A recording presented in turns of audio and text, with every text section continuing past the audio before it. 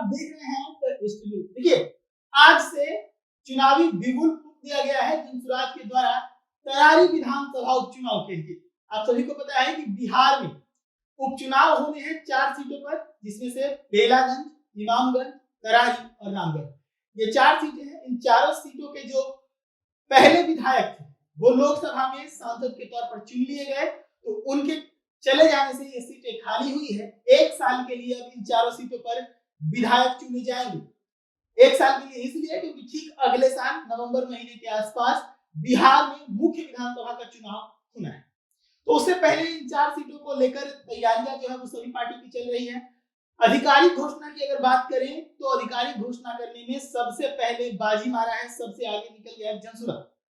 जनसुराज की तरफ से आज ही प्रशांत किशोर ने भारतीय सेना के पूर्व वाइस चीफ ऑफ डिफेंस जो है उनको लाया है। उनका नाम है श्री कृष्ण सिंह। उन पर भरोसा जताया है प्रशांत किशोर ने। आज प्रेस कॉन्फ्रेंस कर सबके सामने उन्हें प्रेजेंट किया और उसके बाद क्यों वो उम्मीदवार हैं ये सब कुछ बताया। साथ ही एक चैलेंज भी दे दिए कि अगर इससे बेहतर अगर कैंडिडेट किसी के पास है तो वो लाकर दिखाए। तो एक नजर डालते हैं तरारी विधानसभा के बारे में। तरारी विधानसभा को देखें तो बिहार विधानसभा का बाई इलेक्शन होना है। तरारी सीट की बात कर रहे हैं। यहाँ पर त्रिकोणीय मुकाबला देखने को मिलेगा, एनडीए, जनसुराज और जनसुराज के बाद एनडी गठबंधन। और यहाँ पर संभावित उम्मीदवारों की अगर बात करें तो एनडीए की तरफ से जो पिछले बार काफी उम्दा प्रदर्शन किए थे लेकिन उसके बावजूद हार गए थे, सुनील पांडे, वो नहीं, उनके बेटे प्रशांत प्रभात जो है वो यहाँ पर चुनावी दंगल में नजर आ सकते हैं बीजेपी की तरफ से। इसके पीछे का कारण मैं आपको बताऊं कि जिस दिन सुनील पांडे लोजपा को छोड़े थे वो पशुपति पारस के ग्रुप में थे। जिस दिन लोजपा पशुपति पारस को वो छोड़े और बीजेपी को ज्वाइन किया, उसी दिन वो घोषणा करते हुए बताया अपने बेटा को आगे किए कि आपका नेता होगा, जो कहीं ना कहीं ये इंडिकेट करता है कि वहां से चुनावी मैदान में प्रशांत प्रभात होंगे।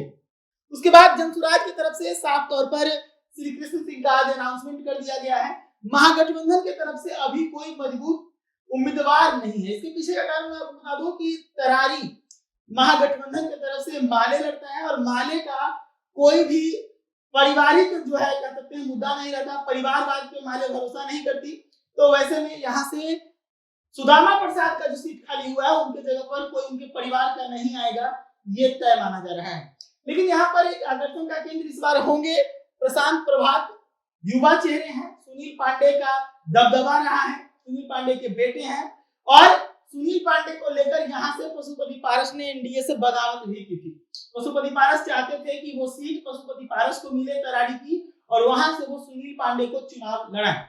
तो ये सीट जो है वो गई तो सुनील पांडे के खाते में। सुनील पांडे के बेटे की संभावना है चुनाव लड़ने की, लेकिन पारस नहीं दिला पाए अपनी पार्टी से टिकट, बीजेपी से उनको टिकट मिल रहा है। तो ये तरारी का विधानसभा क्षेत्र है और यहाँ पर जो बाई इलेक्शन होना है 2024 में उसका यही माहौल है। यहाँ सुदामा प्रसाद पहले विधायक हुआ करते थे। सुदामा प्रसाद जो है वो अब जो है वो सांसद बन चुके हैं। इसी के कारण उनका ये सीट खाली हुआ था और इस सीट खाली होने के बाद से देखिए जो समीकरण यहाँ पर इस वक्त नजर आ रहा है संभावित उम्मीदवारों का, उनमें से एक बार फिर से बता दें कि एनडीए के तरफ से बीजेपी के टिकट पर सुनील पांडे के बेटा प्रशांत प्रभात हो सकते हैं। जनसुराज के टिकट पर श्री कृष्ण सिंह है, ये नाम का घोषणा हो चुका है। वहीं इंडी गठबंधन की तरफ से सुदामा प्रसाद के हट जाने से, परिवारवाद में भाजपा वाले के नहीं होने से यहाँ पर अभी संभावित उम्मीदवार जो है वो खुलकर सामने नहीं आया है।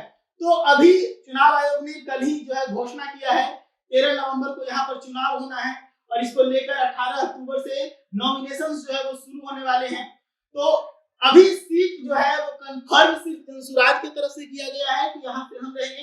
हालांकि कई और पार्टियां हैं जो यहाँ पर खेल बिगाड़ने बनाने की कोशिश में जरूर होगी, क्योंकि एआईएमआईएम जो है वो भी उपचुनाव लड़ने में उत्साहित है। लेकिन अगर देखा जाए तो एआईएमआईएम की नजर इस वक्त तरारी पर नहीं, एआईएमआईएम बेलागंज और इमामगंज पर फोकस कर रही है। कुछ क्षेत्रीय कैंडिडेट्स भी होंगे, लेकिन सबसे बड़ा आकर्षण अभी ये है श्री कृष्ण सिंह, जो कि भारतीय सेना के वाइस स्टाफ ऑफ डिफेंस रह चुके हैं, वो हैं और लेफ्टिनेंट जनरल रह चुके हैं। प्रशांत किशोर उनको आगे करते हुए काफी घमंड से कह रहे हैं कि हमने पहले ही कहा था कि हमारे जो भी उम्मीदवार होंगे वो हमसे बेहतर होंगे, हमसे ज्यादा पढ़े लिखे होंगे, हमसे ज्यादा अव्वल दर्जे के होंगे। अगर किसी को लगता है कि हमारे इस कैंडिडेट से बेहतर कोई कैंडिडेट है तो वो किसी और पार्टी का ही अगर होगा तो हम उसको समर्थन दे देंगे। तो ये प्रशांत किशोर का चैलेंज है। इस खबर में इतना ही। अगले खबर में एक और विधानसभा के उस सीट की बात करेंगे जहां पर उपचुनाव होना है। प्रशांत कुमार।